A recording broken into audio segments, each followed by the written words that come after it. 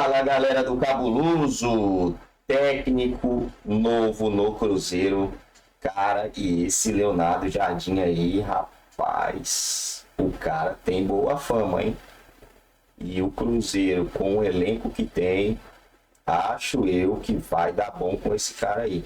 Acredito que esse time do Cruzeiro vai jogar bola com esse novo treinador aí. O que vocês acham? Já deixa aí seu comentário, sua opinião. Amassa o dedão no like e bora para mais um vídeo. Para Pedrinho Matos. Ele chega com esse estofo todo, né? A gente vai, enfim, matar a curiosidade de como é o Jardim no Brasil, porque tanto se especulava o nome dele e parecia muitas vezes uma coisa meio inalcançável, ele sempre tinha coisa mais importante para fazer na Europa, né? E dessa vez ele chega, mas essa situação eu acho que qualquer outro técnico enfrentaria. Diante do que é o Cruzeiro hoje, das exigências desse elenco de veteranos que tem que voltar a jogar o que já jogou um dia, das pressões de Pedrinho e companhia, todo técnico passaria por isso. Tem essa questão do Prats em relação a ele se adaptar ao que é do Brasil, ao que é o futebol do Brasil, em todos os sentidos, esse do calendário que o Abel e companhia falam toda hora, tudo isso vai ser muito novo para ele. Relação com o elenco, né, professor? Relação com o elenco. É um elenco recheado de egos. Essa é uma situação. Eu estou olhando aqui, no currículo dele, aqui, ó, Mônaco, de 2014 a 2019. 270 jogos. Entendeu o que eu quero dizer? Sim. Longevidade. Não é de uma hora para outra. Sim. Em quantos anos ele fez 270 jogos? Quase 5. Quase 5. Aqui ele vai fazer em 5 meses. Essa é uma diferença. Calma, não é assim também.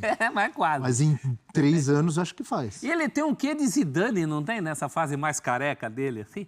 Eu ficava olhando e falei, olha o Zidane, assim, um quê meio de Zidane. Tomara que tenha, que o Zidane é só de Champions nas costas. Eugênio Leal, Leonardo Jardim, novo técnico do Cruzeirão. Eu estava pensando aqui, o Pedrinho assumiu o Cruzeiro com um técnico novato, né?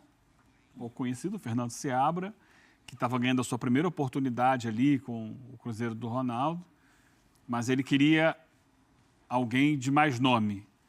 Aí tentou o Renato, antes do Diniz, ano passado, antes do Diniz, tentou o Renato. Estava no Grêmio ainda. O Renato não foi. Aí foi buscar o Diniz, campeão da Libertadores. Nome, projeção. Aí o Diniz não ficou, ele agora vai buscar um técnico internacional, ou seja, ele está pensando em dar mais peso. Quanto mais renome, mais importante. Quanto mais grife, mais importante. A questão é fazer a química funcionar.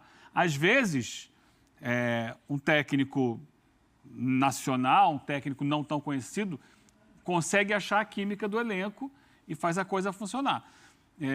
Mas é claro que ele está buscando um nome com estrada, um nome com rodagem, um nome conhecido mundialmente e que chega para tentar arrumar a casa. Eu acho que a grande questão, eu falava agora há pouco, quando o professor falava da questão de adaptar o futebol brasileiro, é adaptar ao vestiário do Cruzeiro. Você começa com o Cássio, que você tem o Fagner, que você tem Lucas Silva, o Wallace, você tem Dudu, Gabigol, você tem muita gente ali, Bolace. Olha a rodagem, o peso, a história que cada um traz consigo para esse grupo. E é um técnico que chega para tentar organizar enquanto elenco, enquanto unidade. Acho que o grande desafio é transformar essas individualidades num coletivo. Fazer com que todos se encaixem e deixem as vaidades em segundo plano, colocando o Cruzeiro à frente do que cada um pode ser. Para mim, a grande dificuldade. Para mim, a maior dificuldade. Qualidade técnica existe. Unir o grupo no sentido de colocar a camisa do Cruzeiro à frente de cada um, da individualidade de cada um. Vamos ver se ele consegue. Se a gente já viu esse filme tantas vezes, teve a Selegalo, teve o Flamengo montado no ano do centenário, teve a seleção corintiana de 85, e nem sempre dá certo, né? Time que sai do papel, no papel é muito bonito, hoje em dia na tela, né? No digital, e o cara precisa ser bom, precisa entender, precisa ser mais do que um técnico de futebol, mais do que entender de tática, de qualquer coisa, tem que entender de vestiário, o ego desses caras, transformar esse punhado de estrelas individualmente num time, num organismo. Será que ele vai conseguir fazer isso? Só o tempo dirá. Eu estava agora há pouco, quando eu estava lendo aqui a postagem do Cruzeiro no Instagram, né? Eles destacam que o contrato até o final de 2026, nosso editor-chefe Leão me lembrou agora há pouco, olha, não esquece e tal, que o contrato é até 2026, então ele vai ter tempo para trabalhar. Mas quem disse que o contrato sempre é cumprido? Não, o contrato é uma formalidade. Tomara que seja. Eu acho que vai ser bom para o Cruzeiro, se der tempo para ele trabalhar, para ele conhecer o elenco, para ele conhecer o clube, para ele impor as ideias dele, etc. E tempo para ele trabalhar, ele vai conquistar no dia a dia, com um bom relacionamento interno, com bons desempenhos dentro de campo, bons resultados. Porque se a torcida começar a gritar também, o contrato se rescinde. Assim, quem acompanhou, né, e conversei com algumas pessoas que o acompanharam em Portugal e na França, sempre houve muito elogio em relação ao trabalho de campo dele, ao que ele passa para o elenco, o conteúdo que ele tem, como ele consegue explicar a parte tática que ele quer, a assimilação geralmente é rápida. Mas até aí o Diniz tinha tudo isso. Veremos no Cruzeiro agora. Só não a assimilação rápida, mas isso. O Diniz tinha tudo isso também. Vamos dar uma olhadinha nos números dele, nessa última passagem agora, no Al Ain, não foi boa. O que acontece também, é normal, né? Nem sempre todo mundo vai arrebentar em todo lugar.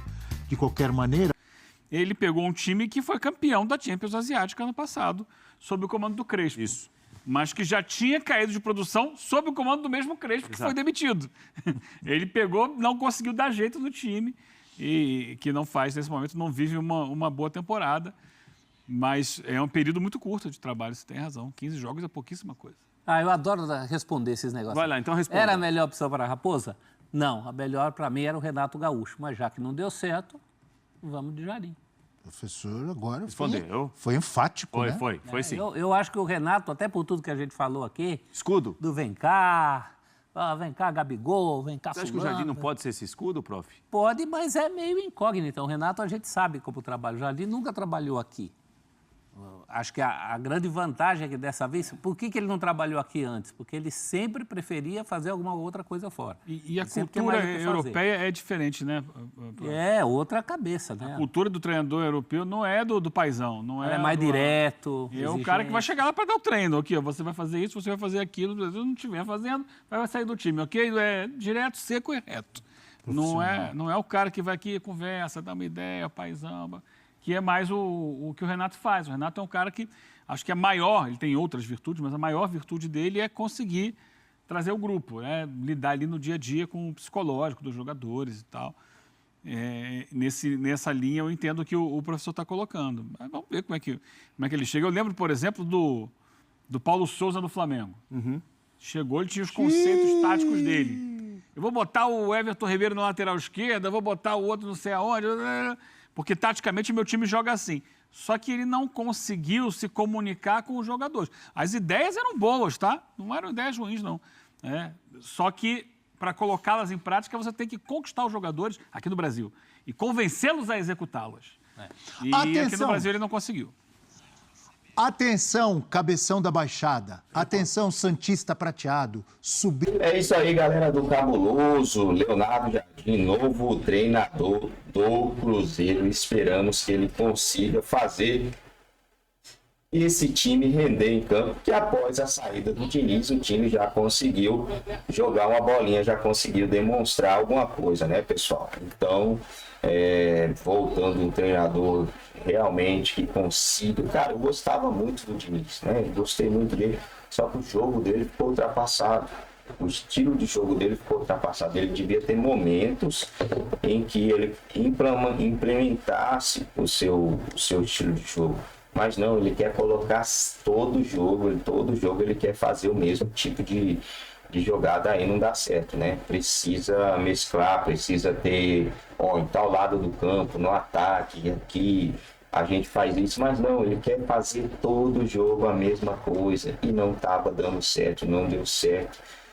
O São Paulo quase foi campeão, só não foi campeão porque ele ficou com o mesmo estilo de jogo, a mesma coisa, a mesma ladainha. Se ele tivesse mudado ali, em algum momento teria sido campeão do São Paulo. O Fluminense, para mim, foi obra do acaso, porque era Libertadores. Os times não estudam muito os seus rivais, né? E aí acaba, não tem tempo de estudar, não tem confronto é aquele único e aí acaba acontecendo. Mas Campeonato Brasileiro, você fica só observando como joga o time, como joga o Diniz. O Diniz joga assim, não, a gente faz isso aqui, amarra ele tá parado, fica travado, não consegue mais fazer nada. Foi o que aconteceu com o Fernando Diniz.